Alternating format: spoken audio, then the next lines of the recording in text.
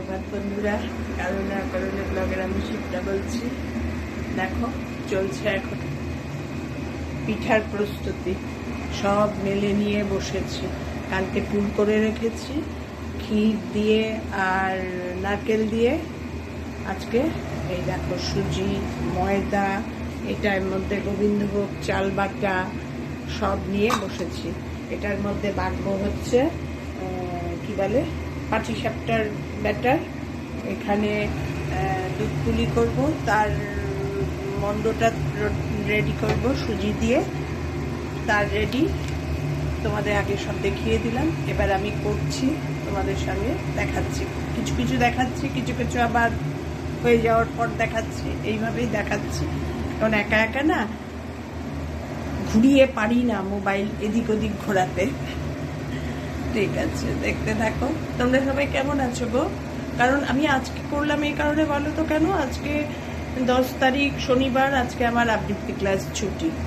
মানে মাসে 5টা দিন হলে 5th স্যাটারডেটা ছুটি থাকে আমাদের সব সময়। তা এবার 5th স্যাটারডে কিছু স্কুলের অসুবিধা আছে, তার জন্য আজকে দিয়ে দিয়েছে সেই ছুটিটা।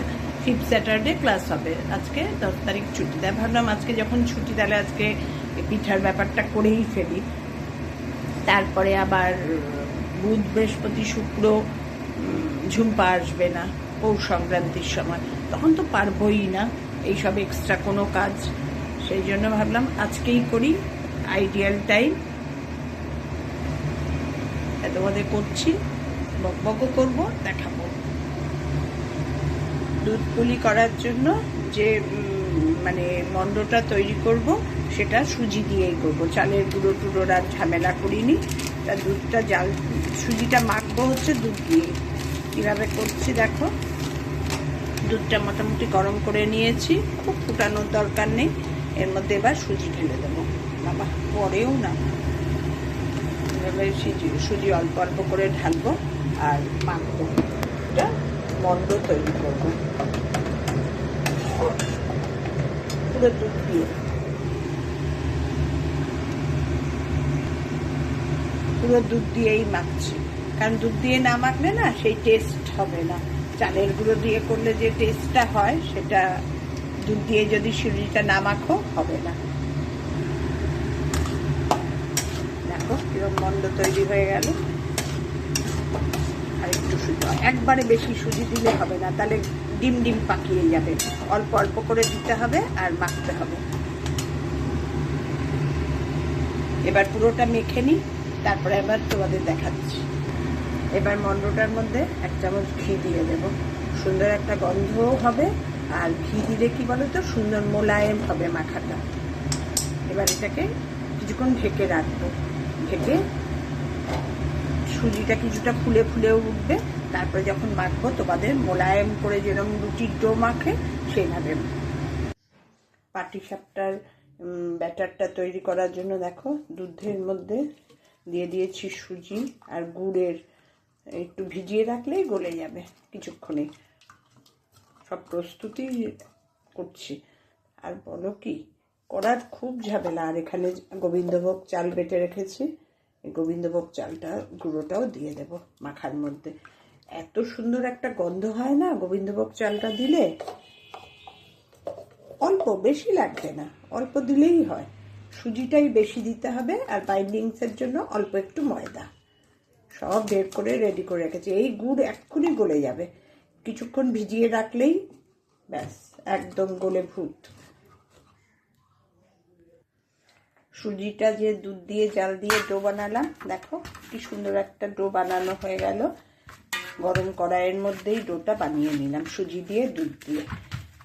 তারপরে একটু ঘি দিয়ে দিলাম, ব্যাস এখন একদম নরম। এবার এর থেকে এবার পুলি বানিয়ে নেব। হয়ে গেল আমার ডো বানানো। এই দেখো কড়াইয়ের মধ্যে সব জল দিয়ে রেখেছি, কিচ্ছু ঝামেলা নেই, কিন্তু এত ভালো হয়। আর সুজির পুলিটা করলে তোমার কোনো শক্ত হওয়ার ব্যাপার নেই। তুমি কাল সকালে খাও, ফ্রিজে রেখে খাও, একই রকম থাকে। এই জন্যই সুজিরটা বানানোই আমি বেশি এখন প্রেফার করছি। ঠিক আছে, এবার পুলিগুলো বানাই বসে দুজনে মিলে। কর্তাকেও নেব, কারণ এগুলো আমি একা পারি না এত। এটা আমি রেডি করে দিলাম সম্পূর্ণ, আর এদিকে পাটিসাপটার ব্যাটার গুড় দিয়ে ভিজিয়ে রেখেছি। প্রচুর সময় সাপেক্ষ জানো তো এগুলো করা, তাও পারি বলে আমি করি। আমার মেয়েরা তো আর এসব পারবেও না। আমার ভালো লাগে করতে এগুলো, আমি নিজেও মিষ্টি খেতে ভালোবাসি। পুলিগুলো আমার বানানো কমপ্লিট। দেখো এগুলো আমার কর্তা বানিয়ে গেছে, মুখগুলো লাগায়নি ভালো করে, এরপর খুলে যাবে না বলো। আর এগুলো জামাইয়ের জন্য ক্ষীর দিয়ে কয়েকটা বানিয়ে রেখেছি। কয়েকটা চষি করতে গেছিলাম, দেখলাম আর হবে না, পারবো না, ধৈর্য কুলাচ্ছে না। আর এদিকে রান্নাঘরে দুধ জাল বসিয়ে দিয়েছি। আমুল গোল্ড দিয়েই করি পায়েস, যে কোনো যখনই যাই করি আমুল গোল্ড দিয়েই করি, ভীষণ ভালো হয় ক্ষীরটা।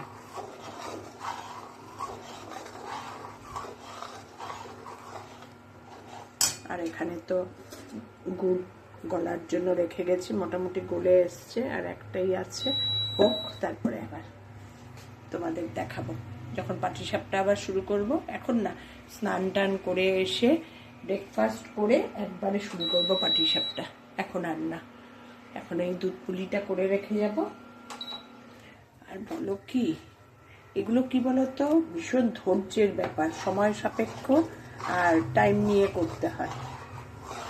আবার দুধ পুলিটা যে করব আবার দুভাবে করতে হবে, তো একটা ক্ষীরেরই দেবো আর একটা নারকেলের পুর দেওয়া পুলি।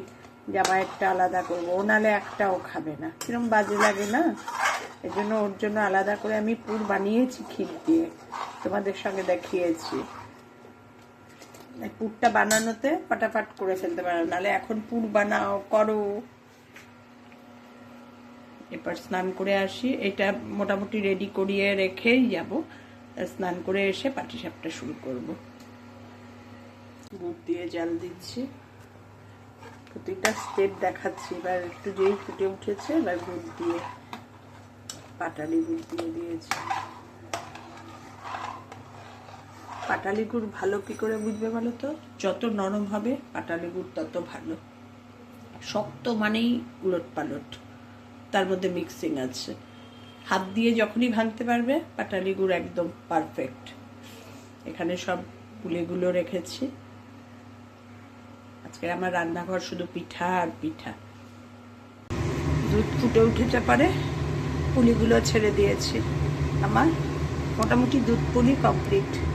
এইটা জামাইয়েরটা এবার ফোটাবো, আর ঘন করব না। এটাই যখন ঠান্ডা হবে না আরো ঘন হয়ে যাবে, বেশি নাড়াতে নেই পুলি দেওয়ার পর।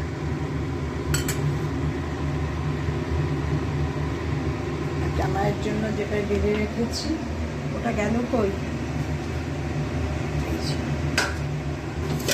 এবার জামাইয়েরটা করবো। জামাইয়েরটা এখনো রেডি করিনি, আলাদা করে পত্রে দিয়ে রেখেছি। শুরু করে দিয়েছি পাটিসাপটা করা, মেখে মুখে রেডি করে ভিডিও করবো বলে ক্যামেরা মানে মোবাইলটা আনতে গিয়ে ভালো রকম একদম হয়ে গেছে, দেখাচ্ছি। দেখো এই কটা করেছি, আরম্ভ করেছি। এখানে ক্ষীরটাও আছে, পরে ক্ষীরেরটা করবো, নারকেলেরটা করে নিই। এই যে ব্যাটারটা সবসময় এই রকম ঘনত্ব মাখতে হয়, যাতে হাতার পেছনে একটু লেগে থাকে। আঙুল দিলে দেখো এই যে এইরকম ঘনত্বে সবসময় মাখলে পুটপুট করে উঠে যাবে, একদম পুটপুট করে। এক হাতা করে তেল ব্রাশ করে নিচ্ছি। আগে তো মাকে দেখেছি, শাশুড়ি মা আমার খুব একটা পাটিসাপ করতেন না, শাশুড়ি মাকে দেখেছি ওই কী বলে ওই বেগুনের পেছনটা থাকে না, লাস্টে কাটা, যতবার নেবে নাড়িয়ে নাড়িয়ে নেবে, তা নাহলে নিচে মোটা হয়ে যাবে। বেগুনের পেছনটা দিয়ে তাওয়া কড়াই যাতে হোক, শাশুড়ি মা তো যাতে ইচ্ছা তাতে করতেন, তাতেই পুটপুট পুটপুট করে উঠত জানো না। শাশুড়ি মা মানে এক্সপার্ট ছিলেন এইসব পিঠা বানানোতে। আমার মাও বানাতেন, কিন্তু শাশুড়ি মা একদম এক্সপার্ট। পুরটা দিয়ে দিচ্ছে, পুরটা আমার মোটা করে একটু না দিলে না ভালো লাগে না। আগে আমি কড়াই করতাম, কড়াই সুন্দর পুটপুট করে উঠতো, এখন আর দেখছি কড়াইয়ে উঠতে চায় না, ভেঙে ভেঙে যায়। আর লাল লাল কেন হচ্ছে বলো তো? পাটালি গুড় দিয়ে মেখেছি না ব্যাটারটা, সেজন্য লাল লাল হচ্ছে। প্রথমে গ্যাসটা বাড়িয়ে তাওয়াটা একদম ভালো গরম করে নিয়ে শুরু করতে হবে, তারপর যতক্ষণ করবে মিডিয়াম টু লোতে রেখে করে যাবে, তা না হলে পুড়ে পুড়ে যাবে। মিডিয়াম টু লোতে রাখলে একদম ঠিক থাকবে গরমটা। এই এক হাতা করে দেব, চারদিকে ছড়িয়ে। এবার দেবো পুর।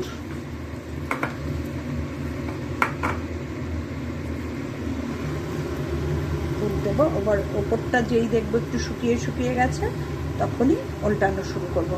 ভেজা ভেজা থাকা অবস্থায় করলে কাঁচা থেকে যাবে। হাতটা ধুয়ে নিলাম, নাহলে খুন্তিতে না আঠা আঠা হয়ে যাবে। এবার ফুটফুট করে উঠে যাবে।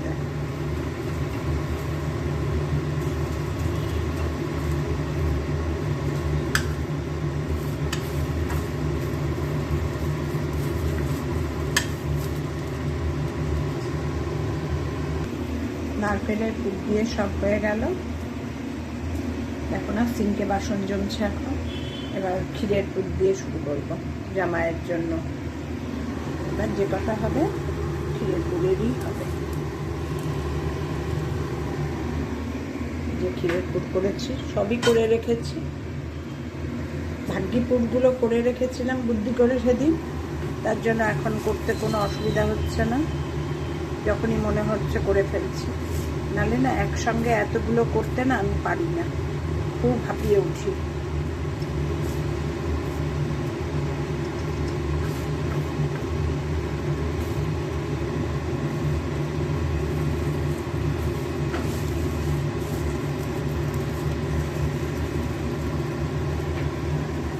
এগুলো আলাদা করে রাখতে হবে।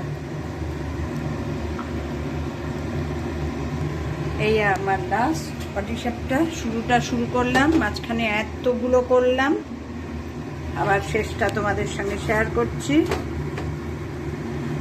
হলো একবার যখন যেটা ভাবি না করব, সেটা যতক্ষণ পর্যন্ত না হয় না আমার বড্ড টেনশন চলে। এই এখন করব না তখন করব, তখন করব না এখন করব।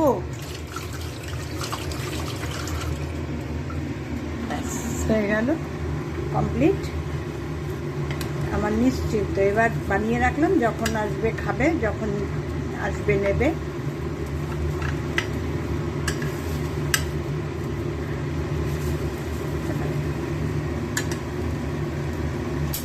Gas off. দেখো কতগুলো করলাম। এটা হচ্ছে ক্ষীরের, জামাইয়ের জন্য, মেনলি জামাইয়ের জন্য, কিন্তু জামাই তো একা খাবে না, সঙ্গে আমার মেয়েও খাবে, নাতনিও খাবে, সবাই খাবে। এটা হচ্ছে নারকেলের পুর। এতগুলো করলাম সম্পূর্ণ একা একা দাঁড়িয়ে। টাটা। আজকের এই পাটিসাপটা দিয়ে দিনটা শেষ করলাম, আর পারছি না এখন একটু গিয়ে কোমর টান করবো। আর কার কার ইচ্ছা করছে খেতে চলে এসো আমার বাড়ি, আমাকে ফোন করে। টাটা।